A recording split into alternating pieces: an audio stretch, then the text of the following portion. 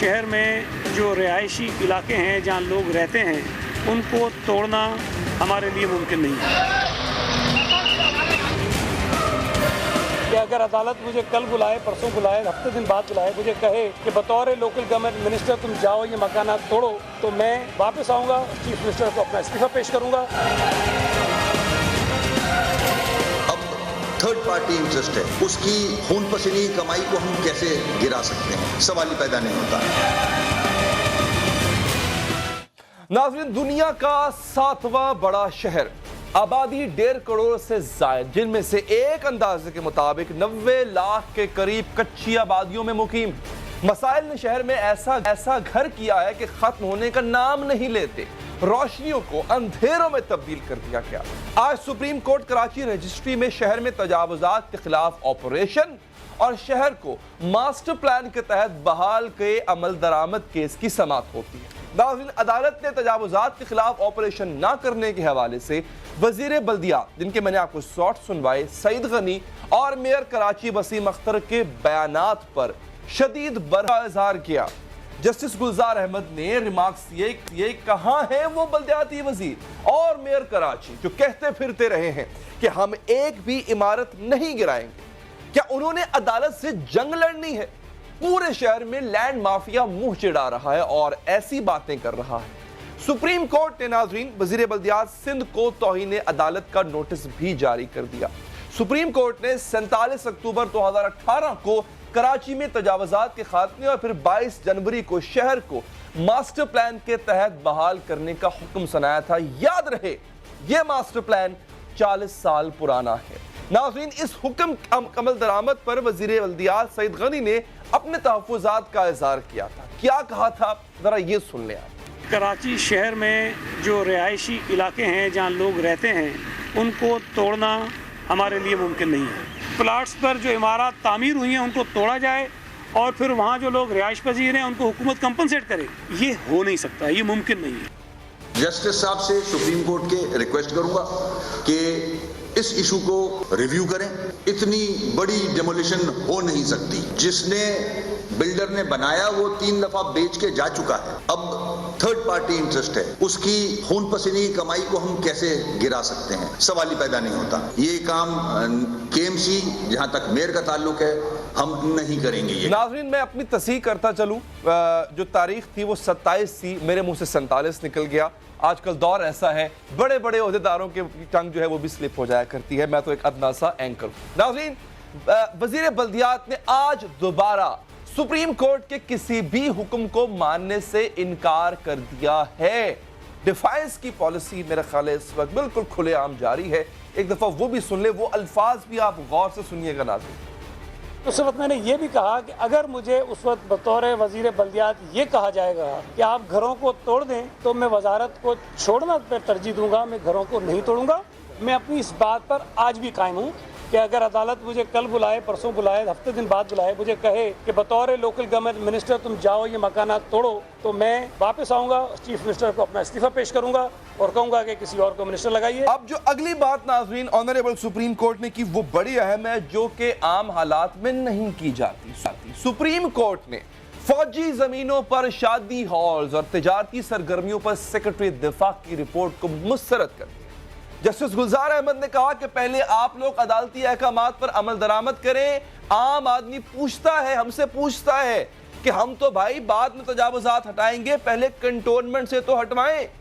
Justice गुलजार अहमद ने DG Sindh building control authority पर सख्त बरहमी का इज़हार किया। डीजी साहब से इस्तफसार किया कि जनाब क्या आप अदालत से जेल जाना चाहेंगे? अदालत ने कहा कि हमने हुक्म दिया था कि कराची से गैर कानूनी तजावुजात खत्म करवाएं। इसका क्या हुआ? कार्रवाई कहां तक पहुंची? क्यों अब तक कार्रवाई नहीं की गई? ऑनरेबल जस्टिस गुलजार अहमद ने मजीद रिमार्क्स क्या दिए, सुनिए जरा। पूरे सदर में, ये सदर का कराची का इलाका है, पूरे सदर में गैर कानूनी पार्किंग बनी हुई है, जिस पर डीजी सिंध कंट्रोल ने बताया कि सदर में अब कार्रवाई की है। यानी इतने अरसे से डीजी साहब सो रहे थे, उन्हें कुछ अंदाजा नहीं था, और अब वो कह रहे हैं, जब सुप्रीम कोर्ट ने पूछा तो कह रहे हैं जनाब अब कार्रवाई की। जस्टिस गुलजार अहमद ने रिमार्क्स दिए कि कोई कार्रवाई नहीं की। मैं रोज सदर जाता हूं, सदर में गैर कानूनी पार्किंग मौजूद है, गैर कानूनी ठेके अभी भी दिए गए हैं। آپ کب تک نیند سے اٹھیں گے؟ کسی پلازے والے نے پارکنگ ایریا نہیں بنایا، شہر سے باہر نکلنے میں 3 گھنٹے لگتے ہیں۔ کراچی میگا سٹی کے معیار پر بالکل بھی پورا نہیں اترتا، اور یہاں تک کہا آنریبل جج نے کہ سڑکوں کا نظام تک تباہ ہو گیا ہے۔ آنریبل جسٹس گلزار احمد نے کہا کہ کراچی کو دیکھ کر رونا آتا ہے، اس شہر کا کیا بنے گا؟ لگتا ہے جب لوگوں کی برداشت سے باہر ہوگا تو پھر بہت بڑا فساد ہوگا۔ اور یہ آنریبل جسٹس صاحب نے بڑی امپورٹنٹ بات کی، کراچی والے اس زیادتی کے بعد مجھے نہیں پتا کون کر رہا ہے، بلدیاتی حکومت کر رہی ہے، بلدیاتی منسٹری کر رہی ہے، وہاں کی لوکل باڈیز جو ہے ان کے ریپرزینٹیٹیو وہ کر رہے ہیں، کون کر رہا ہے؟ سندھ حکومت کر رہی ہے۔ لیکن جس وقت کراچی والوں کا صبر کا پیمانہ لبریز ہو گیا اور وہ باہر نکل آئے تو پھر سوچنا چاہیے ارباب اختیار کو کہ پھر ان کو کس مشکل کا سامنا کرنا پڑے گا۔ ابھی ہم اس وقت ہمارے ساتھ موجود ہیں پاکستان پارٹی کی رہنما محترمہ ناز بلوچ صاحبہ۔ ریلیونٹ اس لیے ہیں کہ جتنے بھی ریمارکس دیے گئے وہ انہی کی جماعت کے منسٹر ہیں جن کے حوالے سے ریمارکس دیے گئے، انہی کی کارکردگی پر سوال اٹھایا گیا ہے۔ ناز صاحبہ شکریہ آپ کے وقت کا، جتنے بھی الفاظ، جتنی بھی تنقید میں نے پڑھ کے سنائی ان میں سے ایک بھی لفظ میرا نہیں ہے، سارا آنریبل جسٹس گلزار صاحب کے یہ ریمارکس اور الفاظ سے۔ پوچھنا آپ سے یہ تھا، آپ کے لیے مشکل تو ہوگا یہ سب کچھ گرانا، پہلے مرحلے میں آپ نے یہ سب کچھ ہونے کیوں دیا؟ 10 سال سے آپ ہی کی حکومت ہے ناز صاحبہ۔ بسم اللہ الرحمن الرحیم۔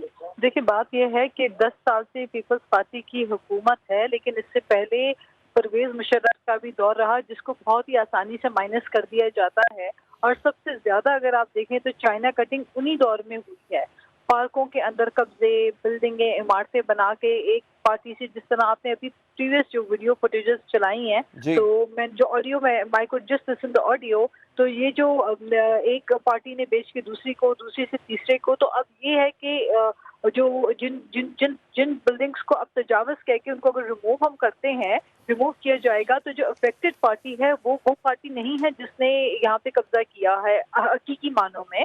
ایکچولی جو فرسٹ قبضہ ہوا ہے وہ لوگ تو آگے بیچ کر، کسی اور کو بیچ کر وہ تو پتہ نہیں کہاں چلے گئے ہوں گے، تو ان کو اصل معنوں میں پکڑ کے ڈیفینیٹلی اگر جو غلط جگہ پہ قبضہ کیا ہے، انلیگل قبضے ہیں، انکروچمنٹ کی گئی ہے، تو اس کے اوپر definitely the law should apply and the rule of law. آپ کو یاد ہوگا کہ چائنا کٹنگ کا الزام تو بلاول ہاؤس تک پہ لگ گیا تھا ناز صاحبہ، یہ غلط بات ہے، وہ تو پرویز مشرف نے نہیں کہا۔ نہیں دیکھیں غلط بات ہے، چائنا کٹنگ جو ہے بلاول ہاؤس کے اوپر جو الزامات لگائے ہیں وہ تو بالکل ٹوٹلی غلط الزامات ہیں۔ وہ سیکیورٹی کے لیے وہاں پہ سڑک کے بیچ میں ایک راستہ کو بلاکیٹ کیا گیا تھا for security reason, that was not a China cutting. China cutting یہ ہے کہ پورے پارک میں قبضے کر کے شادی ہال بنا دیے گئے۔ چائنا کٹنگ یہ ہے کہ پورے قبضے کر کے پارکس کے اوپر عمارتیں اور بلڈنگز کنسٹرکٹ کر دی گئی، یہ چیزیں چائنا کٹنگ۔ 2000 حکومت پاکستان کی رپورٹ ہے، میں نہیں کہہ رہا، 2013 تک 76 لاکھ لوگ سلمز میں، کچی آبادی میں رہتے تھے۔ 2013 تک بھی صوبے میں آپ کی گورنمنٹ تھی، اس کے بعد اب تک 90 لاکھ ہو چکے ہیں۔ بتاؤں کہ ایشیا یہ کون بڑھا رہا ہے؟ یہ کون نہیں روک رہا ہے اس سے؟ میں آپ کو ایک بات بتاؤں، ایشیا کی سب سے بڑی جو کچی آبادیاں ہیں وہ کراچی کے اندر بستی ہیں۔ کراچی کے اندر پورے پاکستان سے لوگ آتے ہیں اور یہاں بستے ہیں، کیونکہ یہ کاسموپولیٹن سٹی ہے، یہ ایک میٹروپولیٹن سٹی ہے، اور یہاں پہ لوگ روزگار کی تلاش کے اندر آتے ہیں کراچی میں، اور ایک سستا شہر بھی ہے، لوگوں کو سستے مکان، سستے گھر مل جاتے ہیں، لوگ رہ کے اپنے بچوں کی کفالت کرنے کے لیے یہاں پہ آتے ہیں اس شہر کے اندر، اور یہ شہر سب کو سموتا ہے اپنے اندر۔ تو یہاں پہ سلمز اور کچی آبادی کی بہت زیادہ بڑی تعداد ہے۔ بالکل آپ صحیح کہہ رہے ہیں کہ ہمیں بہت آرگنائز طریقے سے، تو جو میٹروپولیٹن سٹی ہے ناز صاحبہ، اس میٹروپولیٹن سٹی کا کم سے کم کچرا اٹھوا دیں، کم سے کم کوئی 8-10 بسیں چلوا دیں۔ یہ میں نے تو نہیں کہا، اب عرض سنیے گا، یہ میں نے تو نہیں کہا، یہ آنریبل جسٹس صاحب نے کہا ہے کہ کراچی کو دیکھ کے رونا آتا ہے۔ ان کو تو رونا آتا ہے، آپ کو کیوں نہیں رونا آتا؟ آپ کی صوبائی گورنمنٹ کو رونا کیوں نہیں آتا؟ میں آپ سے اس بات کی حد تک اتفاق کرتی ہوں کہ کراچی کے اندر مسائل ڈیفینیٹلی موجود ہیں، بہت مسائل کراچی کے اندر ہیں۔ یہ کہہ دینا کہ کراچی کی کوئی مسئلہ نہیں ہے غلط ہوگا یہ کہنا۔ بات یہ ہے کہ اتنے عرصے سے کراچی کا واٹر بورڈ کس کے حوالے تھا؟ کراچی کے AMC किसके हवाले था, जो लोग जिम्मेदार थे उन्होंने इसके अंदर घोस्ट एम्प्लॉइज की बहुतात में बढ़तियां नाज साहिबा, थर्ड गवर्नमेंट इन अ रो। अच्छा, उसके नतीजे में वजारत ट्रांसपोर्ट का चंद बसें नहीं चला पाई। आप मैं सुबाइयत की बात नहीं कर रहा, मगर आप बाकी शहरों में जाके देखें ना वहां पे किस तरह से ट्रांसपोर्ट का निजाम है। आप मुझे बात करने का मौका दे दे थोड़ा सा, मैं जरा तफसील से बात कर लूं। आपने बहुत तवील एक वीडियोस चलाई हैं, ऑडियोस चलाई हैं। डेफिनेटली मैं एज ए कराची आइट मैं चाहती हूँ कि कराची साफ सुथरा दिखे। मैं एज ए कराची आइट चाहती हूँ कराची के लोगों के पीने के पानी के मसले हल हो। ये हर कराची आइट चाहता है। बात यह है कि इस वक्त जो सूबों का फंड है वो वफाक की तरफ से फंड डेलीगेट नहीं, 120 अरब के तरक्याती बजट जो है वो रोक के वफाक बैठी हुई है, जबकि सिंध रेवेन्यू कलेक्शन करने में सबसे ज्यादा बात कर रही हैं आप।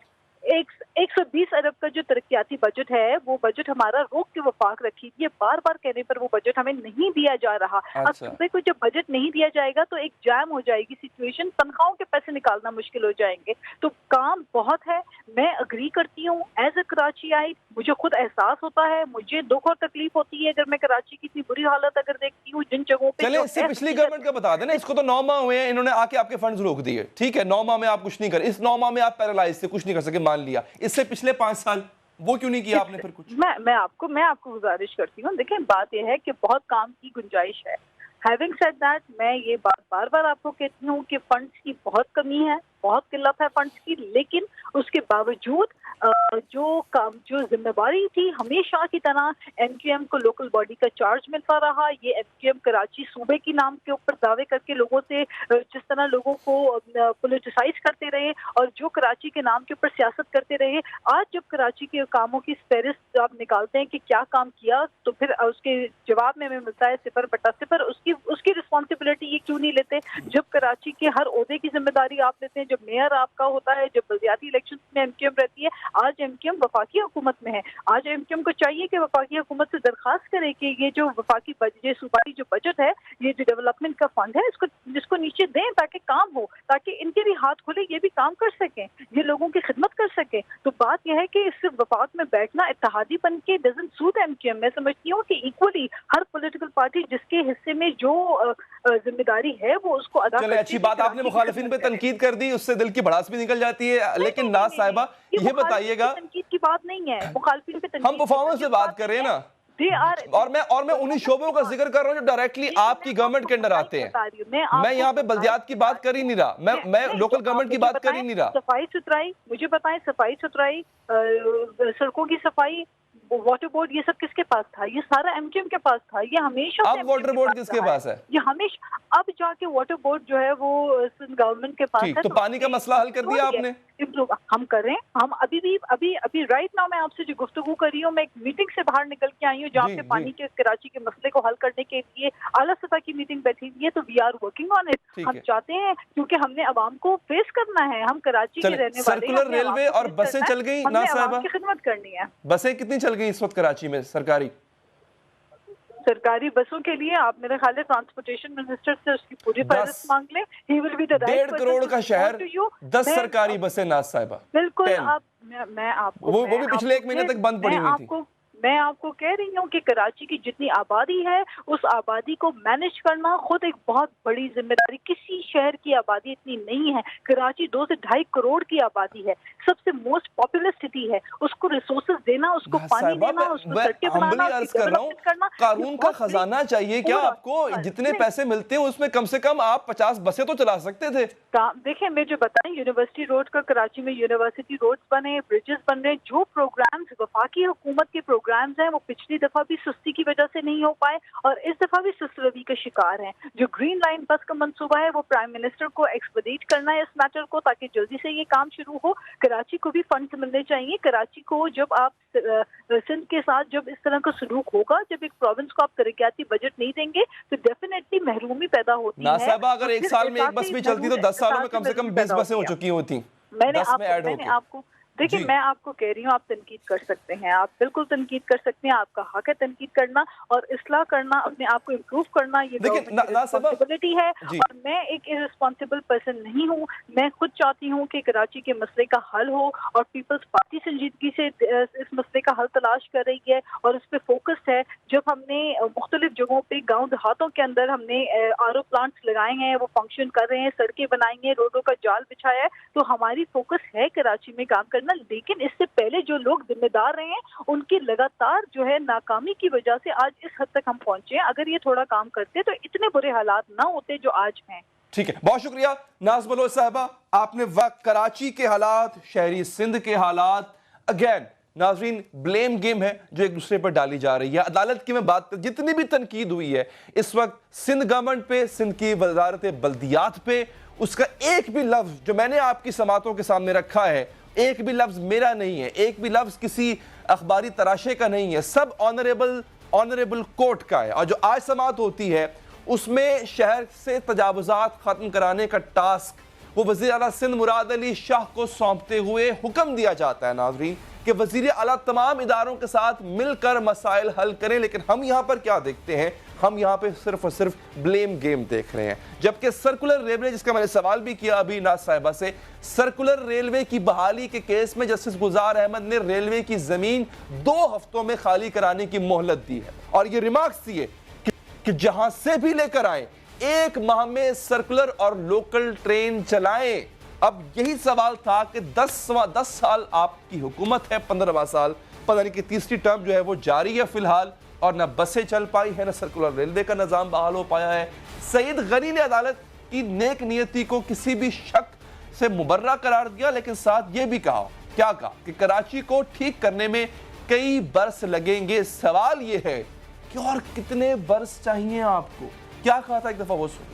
عدالت کی نیک نیتی پہ ہمیں کوئی شبہ نہیں. محترم جج صاحب جو چاہتے ہیں, جو کہہ رہے ہیں, وہ یقیناً جو کراچی کا چہرہ کئی برسوں میں, کئی دہائیوں میں مسخ ہوا ہے, خراب ہوا ہے, خوبصورتی متاثر ہوئی ہے, اس کو درست کرنا چاہتے ہیں. اس میں مجھے کوئی اختلاف نہیں ہے, میں ان کی نیت پہ شک نہیں کرتا ہوں, میں سمجھتا ہوں کہ وہ ٹھیک کرنا چاہتے ہیں. لیکن اس کام کو کرنے کے لیے اگر ہمیں کہا جائے کہ 15 دن میں کر دو, مہینے میں کر دو, تو یہ ممکن نہیں ہے. لیکن یہ چند ہفتوں, چند مہینوں کی بات ہے, اس کے لیے کئی برس لگیں گے. یہ ہیں جی کراچی کے حالات. کراچی یا سندھ کے جو ذمہ دار ہیں ان کے بیانات آپ نے سن لیے. صرف غلطی مان لینا کافی نہیں ہوتا, یہ بات ناز صاحبہ نے بھی مانی کہ ہمیں ادراک ہے جو کراچی یا شہری سندھ کے مسائل ہیں, مگر ان کو ہم حل کریں گے. ہمارا سوال یہاں پر یہ ہے کہ اور کتنا وقت آپ کو درکار ہوگا. وقفہ لیں گے ناظرین, وقفے کے بعد جب واپس آئیں گے تو بڑی اہم ڈیولپمنٹ, 2 اہم ڈیولپمنٹس آج ہوتی ہیں. ایک یہ کہ پاکستان تحریک انصاف مریم صاحبہ کے پارٹی عہدے کو لے کر کے اس کے خلاف الیکشن کمیشن میں جاتے ہیں. یہ صاحب ہے فاروق حبیب صاحب, پاکستان تحریک انصاف کے رہنما. یہ درخواست لے کے گئے ہیں, ان کے مطابق محترمہ مریم صاحبہ اہل نہیں ہے کہ وہ پارٹی کی نائب صدارت سنبھال سکے. کیوں اہل نہیں ہے, فاروق حبیب صاحب سے خود پوچھیں گے اس وقفے کے بعد.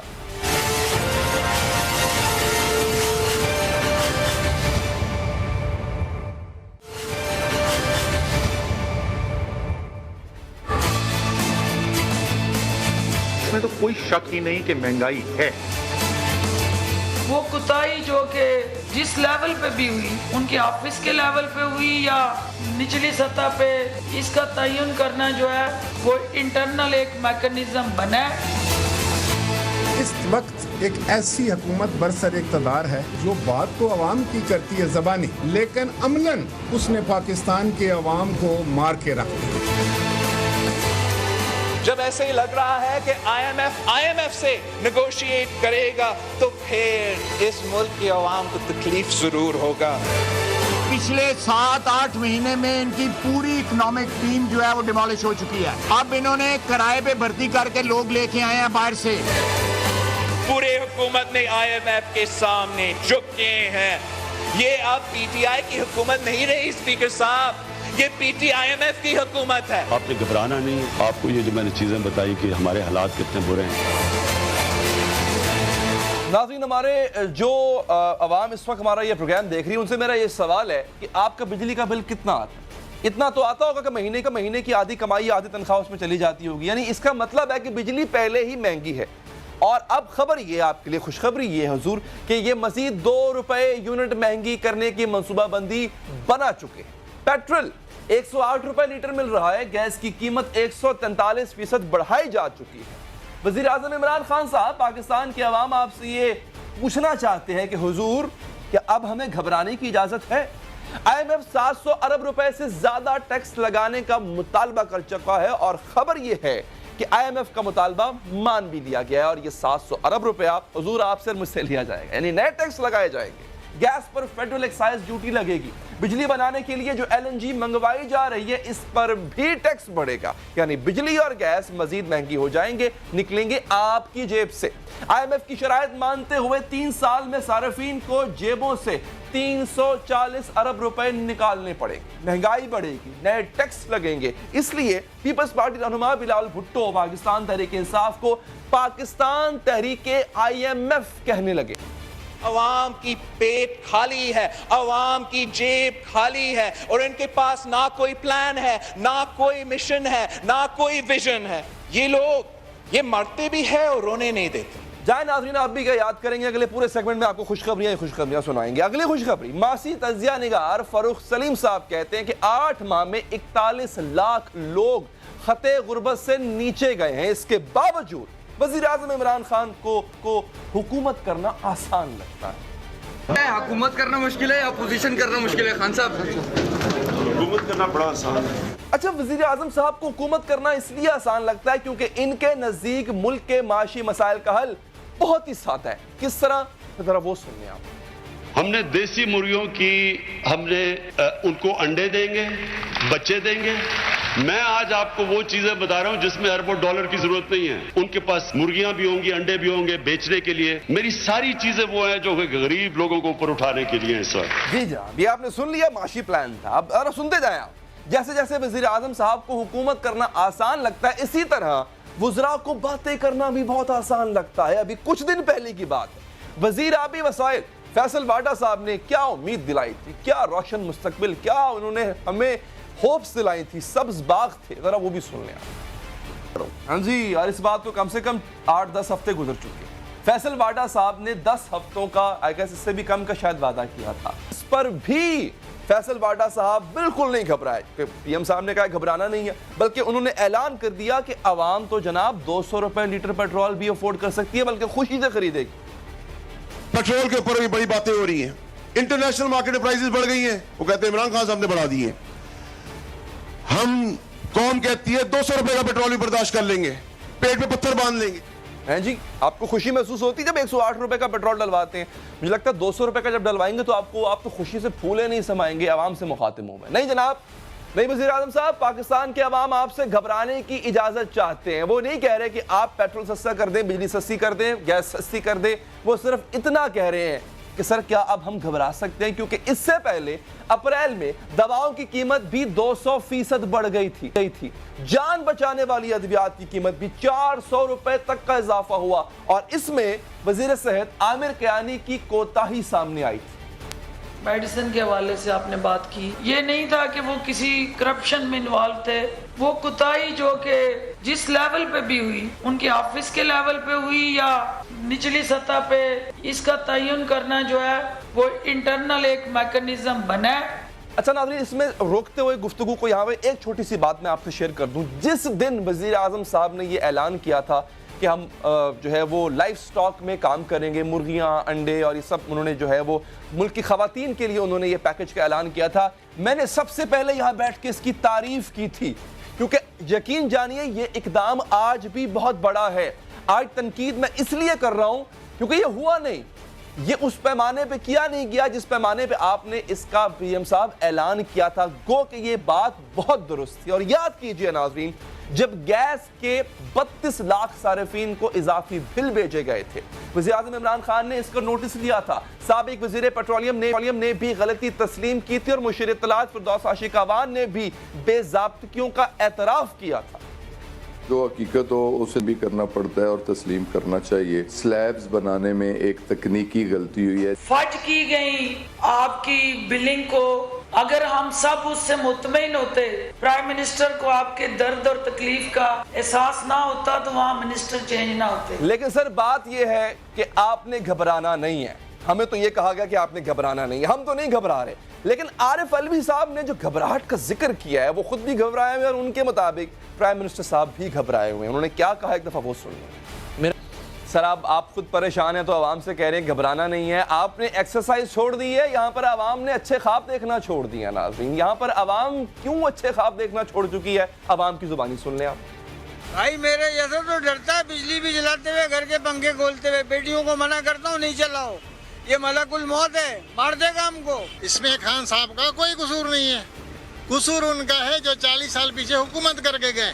خان صاحب نے تو کرکٹ کھیلی ہے، ابھی سیاست میں آئے. ہر حکومت آ کے کھا پی کے چلی جاتی ہے. اب عمران خان کے صاحب کی بات کریں، وہ گھبرانے کی اگر بات کریں کہ گھبرانا نہیں اس حالات کے اندر، تو بس یہ ہے کہ پچھلی حکومت بھی ہمارے لیے کوئی اچھے حالات چھوڑ کے گئی نہیں ہے. مہنگائی پہ مہنگائی ہو رہی ہے، تنخواہیں اپنی جگہ کھڑی ہوئی ہیں، ہم وہیں کے وہیں وہی کما رہے جو کما رہے تھے. خان صاحب ہمیں بولتے گھبرانا نہیں. یہ جناب جیسے کہ میں نے آپ کو پہلے بتایا کہ یہ ہے عوام کے تاثرات، عوام کیا سوچتی ہے، ہم نے آپ کے سامنے رکھ دیا. پاکستان تحریک انصاف کے رہنما ہیں اور ممبر قومی اسمبلی ہیں فاروق حبیب صاحب. آج کی اہم خبر جو میں آپ سے شیئر پہلے بھی کر چکا ہوں، ابھی بھی کر دیتا ہوں. یہ صاحب گئے ہیں مریم نواز صاحبہ کی صدارت کے خلاف الیکشن کے مشن میں. چلیں آپ کو ان کا عہدہ پسند نہیں، آپ چلے گئے، لیکن جو اس سے پہلے سوالات میں نے مہنگائی کے اٹھائے ہیں یہ بھی ہم نے ان سے پوچھے تھے. آج شام کو ہم نے ان کے ساتھ ایک ریکارڈڈ سیگمنٹ کیا، ان کے ساتھ پہلے سے پروگرام ریکارڈ کر لیا، اور یہی سوالات جو میں نے اٹھائے ہیں ہم نے ان سے پوچھے تھے، بشمول اس کے کہ آپ کو مریم صاحبہ کی یہ صدارت کا عہدہ کیوں اتنا چبھ رہا ہے.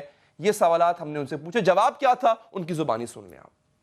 بات تو یہ ہے جو سمجھنے کی ضرورت ہے کہ پیپلز پارٹی کے 2008 کے دور کے اندر 25% مہنگائی 8 ماہ میں بڑھی تھی. پی ایم ایل این کے دور کے اندر 9.5% اور ہمارے دور میں 6.5% بڑھی ہے. اور ہمیں جو قرضوں کا یہ تحفہ دے کر گئے ہیں، 30,000 ارب روپے کا قرض تحفہ یہ دے کے گئے قرضوں کا، 1200 ارب کا ڈیٹ انرجی سیکٹر میں، 157 ارب کا سرکولر گیس کے سیکٹر میں، 450 ارب کا خسارہ پی آئی اے میں، 37 ارب کا ریلوے میں خسارہ. ہر جگہ پر خسارے چھوڑ کے گئے کہ 8 ماہ کے اندر ہماری حکومت کو ناکامی کے سرٹیفکیٹس کون بانٹ رہا ہے، جن کے دور کے اندر جو ہے وہ عوام کو بے روزگاری ملی، کرپشن ملی، لوٹ مار ملی، منی لانڈرنگ ملی، جن کے دور کے اندر جعلی ملے.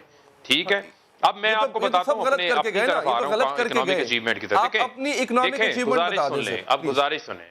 جی بالکل، دیکھیں بات سنیں. 2 ارب ڈالر کی فورن ریمیٹنسز کے اندر اضافہ ہوا. موجودہ حکومت کے اوپر عمران خان کی قیادت پر بیرون ملک پاکستانیوں نے اعتماد کا اظہار کیا. 50 لاکھ گھر بننے تھے، چلیں 50 لاکھ کو چھوڑیں، 1 لاکھ یا 50,000 تو بن ہی گئے ہوں گے میرا خیال ہے. بجٹ خسارہ اب تک کا ریکارڈ بجٹ خسارہ ہے سر آپ کا، علی بہت اچھی بات نہیں ملا. 16 ارب روپے کا سرکولر ڈیٹ آپ نے چڑھا دیا ہے سر. جو آپ کا انرجی سیکٹر پہ سرکولر ڈیٹ، آپ مجھے بتائیں آج آپ کی 80% جو ہے لوڈ شیڈنگ کا خاتمہ ہو گیا. صرف ان فیڈرز پہ لوڈ شیڈنگ ہو رہی ہے جہاں پر آپ کی جو ہے وہ بجلی چوری ہے. جہاں تک سرکولر ڈیٹ کی بات کر رہے ہیں، سرکولر ڈیٹ کو بالکل ختم کرنے کا ہم نے پلان دے دیا ہے. ہم نے ریکوری 62 بلین روپیز جو ہے اس کے اندر اضافہ کیا ہے. سرکولر ڈیٹ جو ہے ان کے آخری سال کے اندر 450 ارب تھا، ہمارے 296 ارب ابھی آیا، اس کو کم کر کے ہم 100 پہ لے کر آ رہے ہیں. انشاءاللہ 2020 کے اندر سرکولر ڈیٹ جو ہے وہ ختم ہو جائے گا. بڑے لوگوں پہ ہاتھ ڈالنے کی بجائے اور آپ آئی ایم ایف کا دیا گیا ٹارگٹ جو ہے 700 ارب جو آپ نے ٹیکس ایکسیپشنز ختم کی ہیں وہ آپ نے عوام سے نکالنا ہے.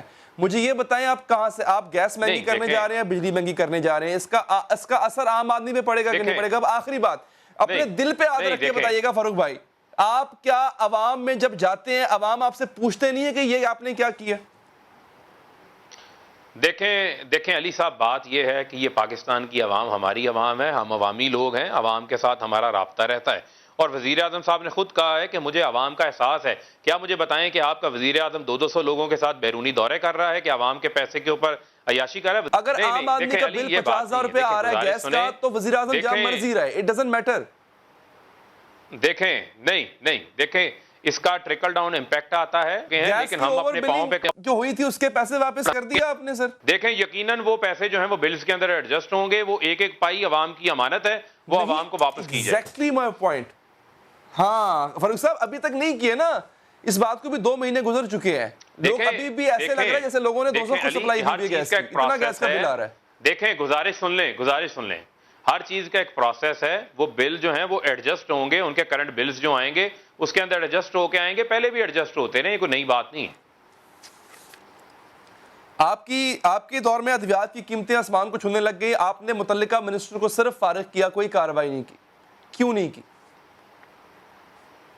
دیکھیں، جو یہ بات ادویات کی قیمتوں کے حوالے سے بات آتی ہے، اس کے اوپر جو ہے ڈالر کی پرائسز بھی بڑھی تھی، لیکن وہ ادویات ساز کمپنیاں جنہوں نے پریسکرائبڈ ریٹ سے زیادہ قیمتیں بڑھائیں، ان کے خلاف کارروائی بھی ہوئی، ان کے خلاف ایکشن بھی ہوا اور وہ قیمتیں واپس بھی آئیں۔ میں یہ سمجھتا ہوں کہ کسی کو گراں فروشی کی جو ہے وہ اجازت نہیں دی جائے گی، چاہے وہ شائع خردن۔ چلیں ٹھیک ہے، آپ گراں فروشی کی فاروق صاحب اجازت نہ دیں، لیکن کم سے کم اب عوام کو گھبرانے کی اجازت دے دیں۔ بہت بہت شکریہ آپ کا۔ وقت ہوا ہے جی بریک کا۔ اس سے پہلے میں نے آپ سے کہا تھا مریم صاحبہ کو مل جاتی ہے صدارت، اور وہ اس وجہ سے مل جاتی ہے کیا کہ ان کی قربانیاں ہیں، یا پھر عوام کا ایک حصہ یہ بھی سوال اٹھاتا ہے کہ وہ چونکہ نواز شریف صاحب کی بیٹی ہیں اس وجہ سے ان کو عہدہ مل جاتا ہے، اور یہی صورتحال بلاول صاحب کی بھی ہے۔ ملک میں موروثی سیاست کب تک چلتی رہے گی اور اس کا ہم نے اب تک کتنا نقصان اٹھایا ہے؟ ہمارے ساتھ ہوں گے معروف تجزیہ نگار ارشاد بھٹی صاحب اس وقفے کے بعد۔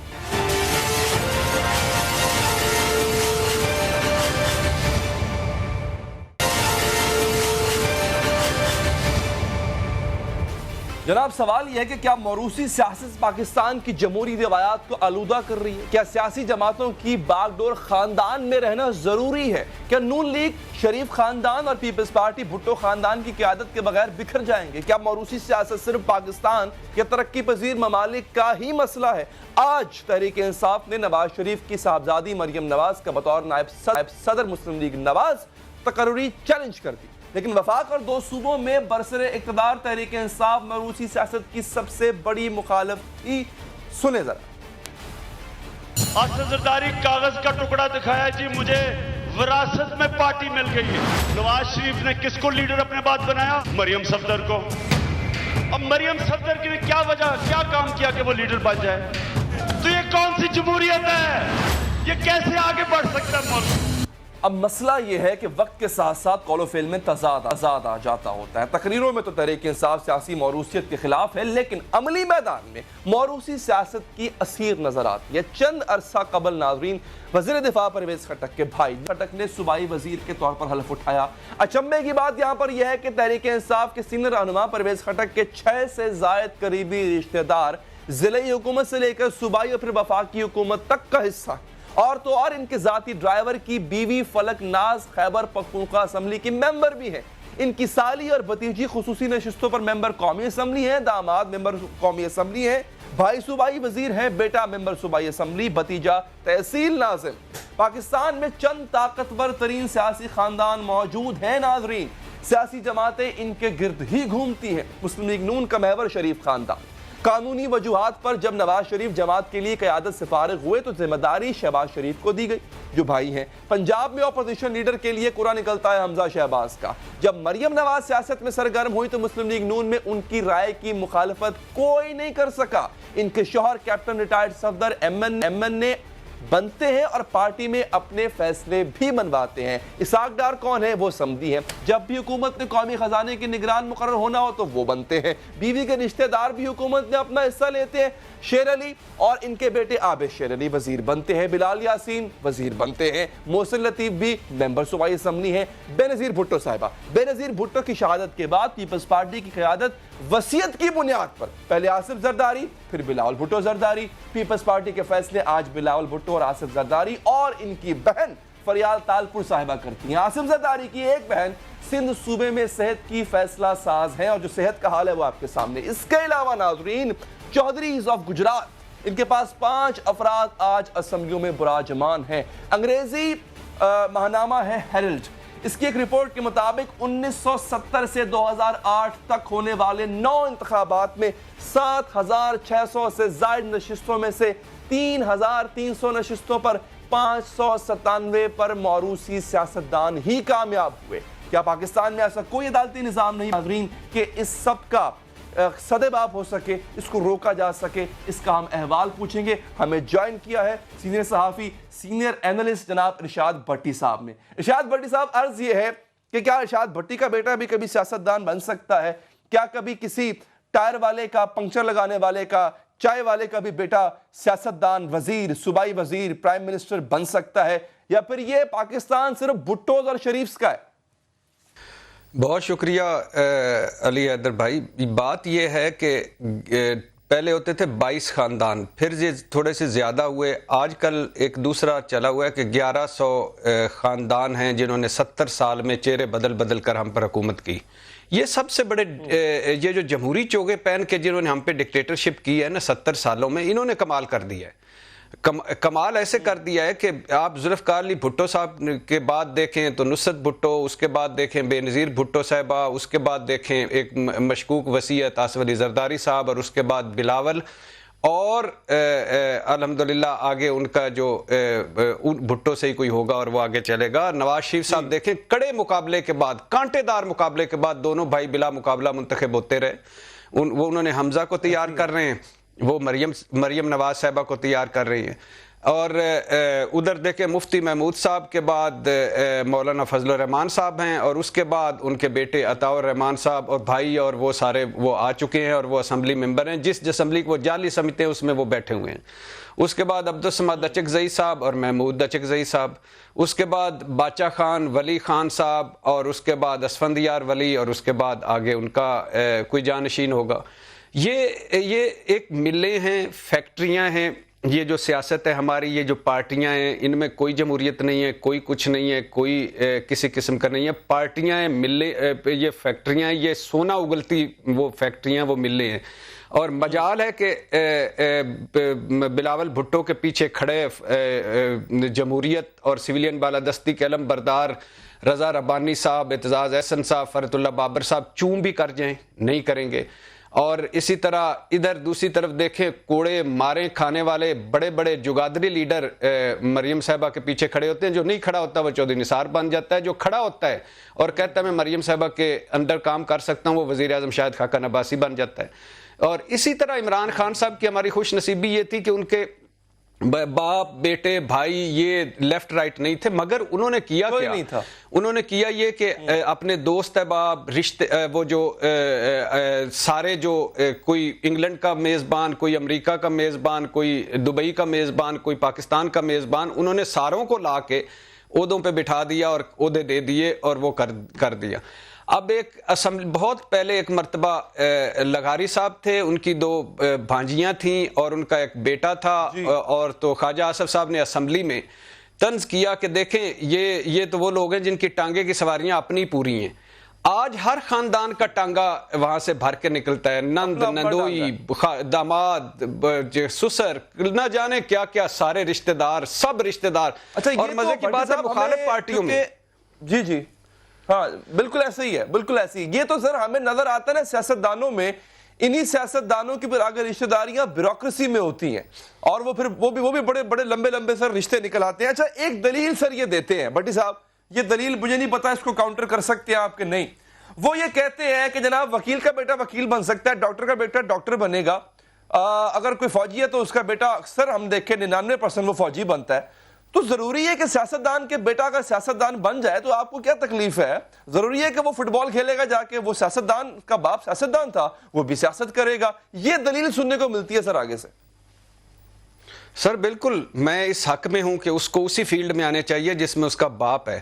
لیکن جب ایک بیوروکریٹ کا بیٹا بیوروکریٹ بنتا ہے تو وہ کسی امتحان سے گزرتا ہوگا، کوئی امتحان دیتا ہوگا، مقابلے کا امتحان، اس کے بعد وہ اے سی لگتا ہوگا، اے ایس پی لگتا ہوگا، اور اس کے بعد ترقی کرتے کرتے وہ یہ نہیں ہو سکتا کہ بیوروکریٹ کا بیٹا سیکٹری کا بیٹا آئے اور اس کو چیف سیکٹری پنجاب بنا دیں اور سارے اٹھ کے کھڑے ہو جائیں. ایک فوجی کا بیٹا جو ہے وہ کمیشن لیتا ہوگا، کاکول میں محنتیں کرتا ہوگا، پھر جا کے lieutenant, second lieutenant, captain, major, lieutenant colonel, اور پھر وہ جاتا ہوگا اور ہو سکتا ہے وہ باپ سے زیادہ ترقی کر جاتا ہوگا.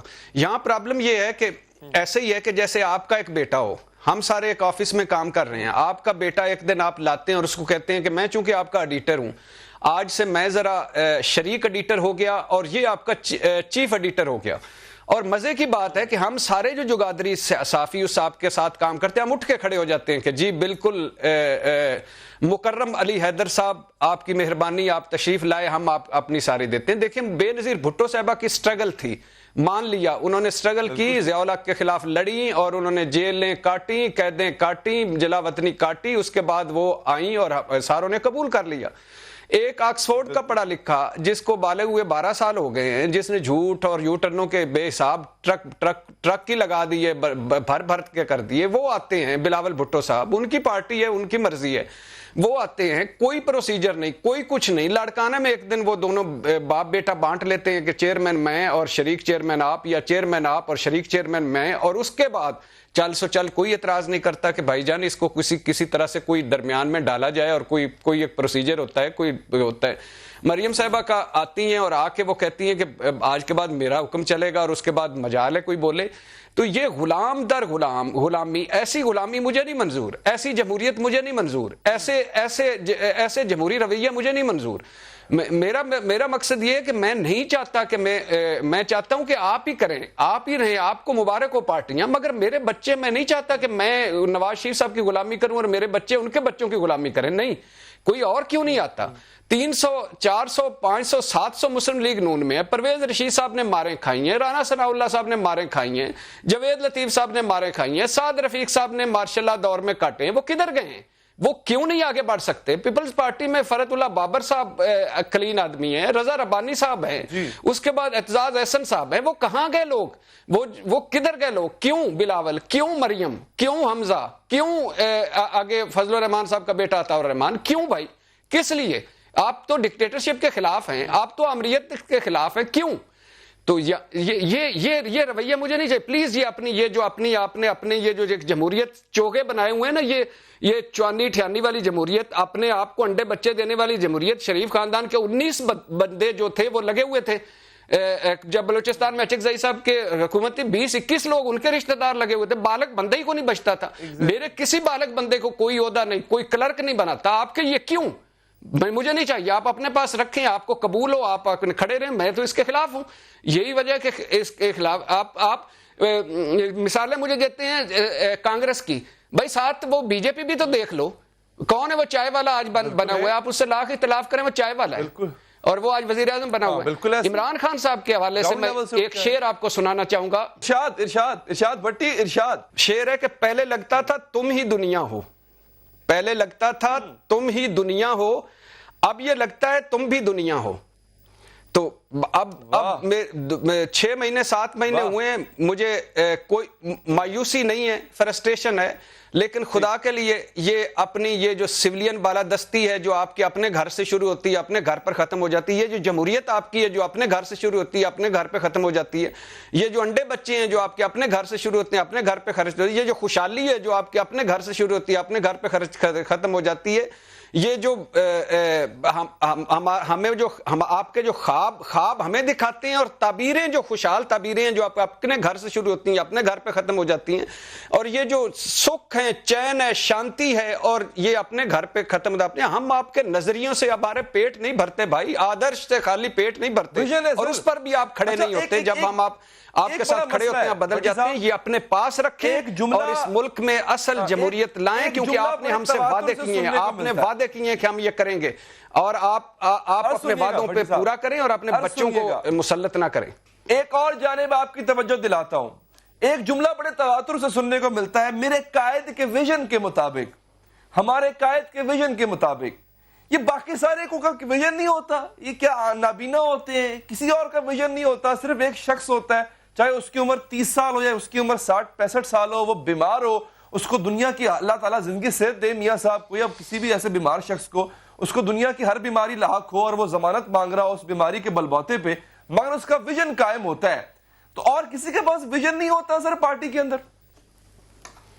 سر کہاں قائد، پہلے تو لفظ اتنا بڑا آپ نے استعمال کیا قائد، میری 70 سال کی زندگی میں ایک ہی قائد آیا تھا اور اس کا نام تھا قائد اعظم محمد علی جناح۔ اس کے بعد سارے موقع پرست، موقع شناس آئے ہیں، کوئی رہنما بھی کہلانے کے قابل نہیں ہے، کوئی قائد کہلانے کے قابل نہیں ہے، یہ سیاست دان ہیں، یہ گرگٹ کی طرح رنگ بدلنے والے لوگ ہیں، ان میں ویژن چھوڑے، ان میں اتنا ایوریج مائنڈڈ خوش نصیب اور لوگ ہیں، کیونکہ نیچے جہالتیں ناچ رہی ہیں، ہم جیسی قوم ہے نیچے، اور اوپر یہ موجیں کر رہے ہیں۔ جس بندے کو العزیزیہ ریفرنس میں کرپشن پر سزا ہو اور جو مجرم ہو اور اس کا بھائی کھڑا ہو کر ایک مجمع کے سامنے جس میں پڑھے لکھے لوگ ہوں کہہ رہا ہو کہ یہ قائد اعظم ثانی ہے اور اس پر تالیاں لگ رہی ہوں، تو اس قوم اور اس بندے اس ملک کے ویژن پہ مجھے تو شرم آتی ہے.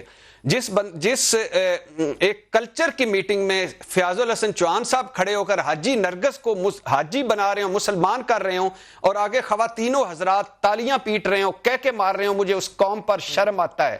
اور جس ملک میں جے آئی ٹی منی لانڈرنگ آ جائے, سرے محل مکر کر بیچ دیا جائے, اور اس ملک میں اور پرفارمنس صفر ہو, سندھ گٹر اور ایڈز زدہ ہو جائے, تھر موت بانٹ رہا ہو, کراچی کوڑا کوڑا ہو جائے, لوگ مر رہے ہوں, نشوہ مر رہی ہو, رضیہ مر رہی ہو, عصمت مر رہی ہو, تھر میں 70 بچے ہر مہینے مرتے ہوں, اور اس میں زرداری صاحب کھڑے ہو کے کہیں بھٹو زندہ ہے اور آگے نعرے لگ رہے ہیں, مجھے شرم آتی ہے.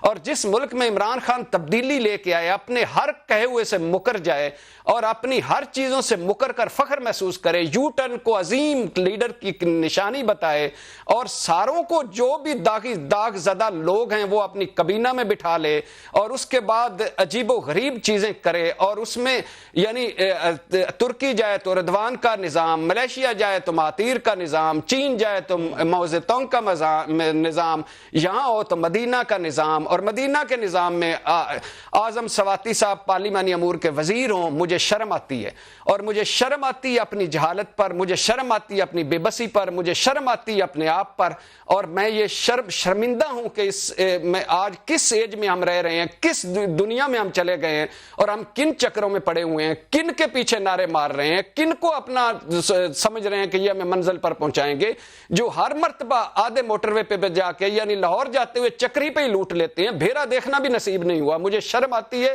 اور یہ کوئی قائد نہیں ہے, کوئی ویژن نہیں ہے. اللہ کرے کوئی قائد مل جائے, کوئی ویژن والا بندہ مل جائے. ٹھیک ہے بھٹی صاحب, آپ مجھ سے سینئر ہیں, پر ایک مشورہ میرا یہ ہے کہ اس معاشرے میں درد دل رکھنا بھی ایک گناہ ہے. بہت شکریہ آپ کا, دیجیے اجازت ناظرین, اللہ نے کے بعد.